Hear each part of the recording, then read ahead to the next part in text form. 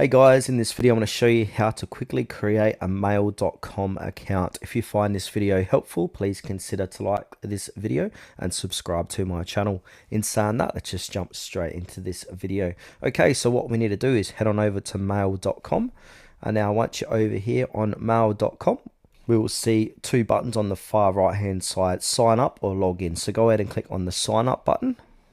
Now from here we need to fill out this, so we need to put in our first name, last name and date of birth. Then from there click next.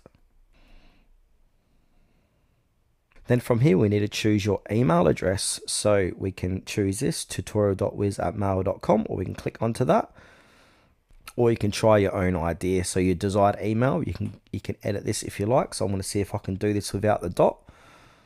Beautiful, I can. Alright, from here it will say complete your entry. I am a Mr. and I'm not from Hong Kong, I'm from Australia, and click next. Now choose a strong password that is at least 8 characters in length. Then click next, and then we need to enter a cell phone number. And then we protect your information, have a read of this, and then click I am human for verification. We might need to complete this captcha, so move the shopping cart to the person, so I'll leave it there. And then click agree and continue. Then from here it should say registration successful, you'll be logged in automatically.